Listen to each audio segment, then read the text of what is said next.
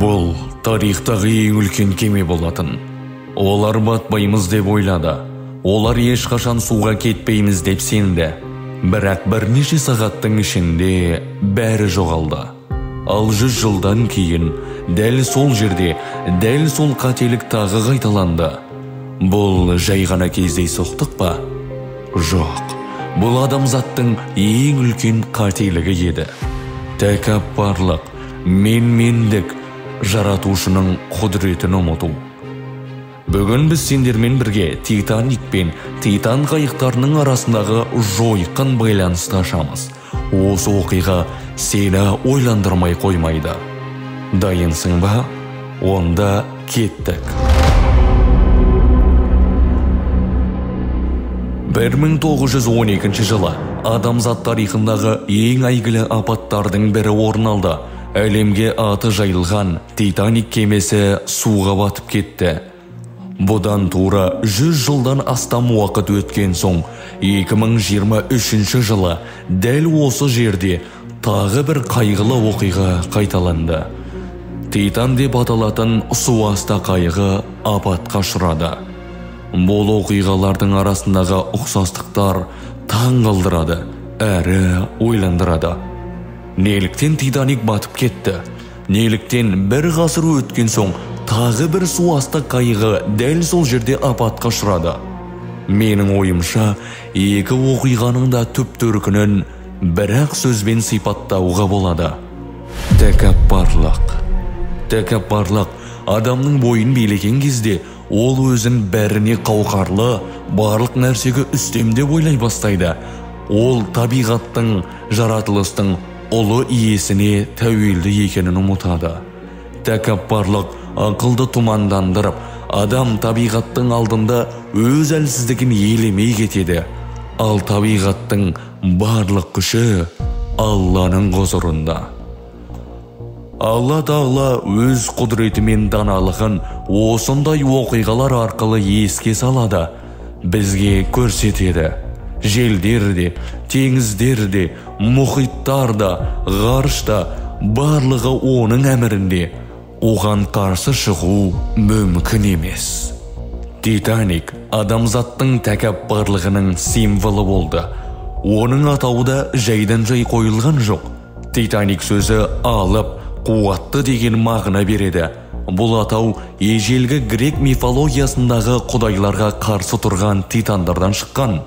Титаник кемесі жасалғанда ол туралы жарнамалар 3 нәрсеге сүйенді. Сән салтанат. Кеме ішіндегі жайлылық пен байлық бұрын соңды болмаған. Бірінші кластың билеті қарапайым адамның бүкіл өмір бойы таппайтын табысына тең еді. Ол замандағы ең үлкен жолаушылар кемесі. Биіктігі 11 қабатты үймен тең. Ені 4 көше бойындай. Батпайтындық. Титаник туралы жарнамаларда бұл кемені тіпті әдейіліп батырғысы келсе де ешкім батырмайды деп жариялады. Бірақ бұл тәкаппарлық өте қымбатқа түсті. Кеменің бортында 2223 адам болса да, құтқару қайықтары тек 1170 адамға ғана жететін еді. Өйткені олар ешқашан батып кетпейміз деп сенген. Капитан да тәжірибелі 62 жастағы маман еді. Ол аймақтағы мұзтастар туралы ескертулерге құлақ аспады. Кеменің жылдамдығын азайтпады. Тіпті тыныштықпен демалып жатты. Себебі олар біз бәрінен күштіміз деп сенді. Бірақ бір түйір айсберг адамзаттың бар өркөкіректігін күлге айналдырды. Кеме мұзтасты соғып, екіге бөлінді. Бар болғаны 2 сағат 40 минут ішінде алып кеме мұхиттың түбіне кетті.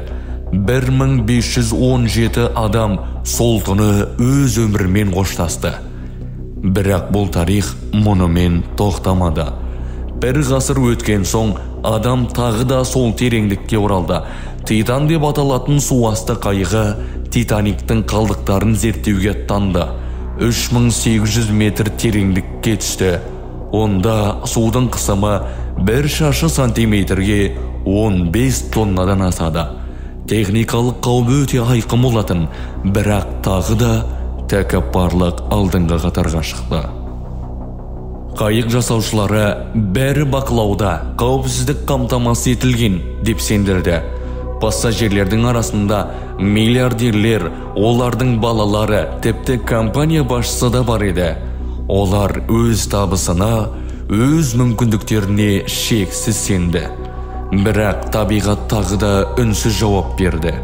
Қатты қысымға төтеп бере алмаған суасты аппараты бір сәтте қирады. 5 адам мәңгілікке мұхит түбінде қалды.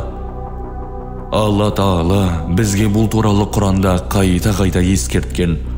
Ад қауымы, бізден күшті кім бар, деді.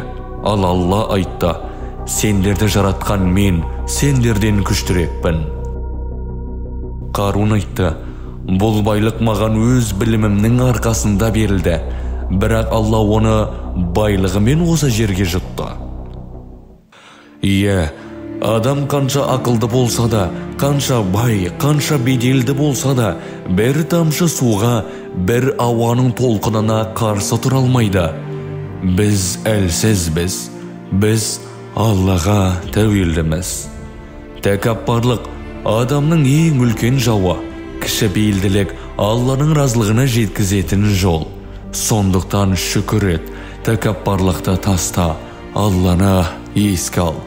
Өйткені шын мықтылық өз әлсіздігіңді мойындап, Алланың құдіретін сезіне білуде. Егер бұл оқиға жүрегіңді тербетсе, егер сенде өмірдің шынайы мәні туралы ойланып қалсаң, пікіріңді қалдырып кет. Сенің пікірің біреудің оянуына себепкер болуы мүмкін. Осы видеоны қолдап, лайк басып, каналға тіркел. Біз бірге шындықты іздейік, бірге оянайық. Ассаламу алейкум ва рахматуллахи ва баракатух.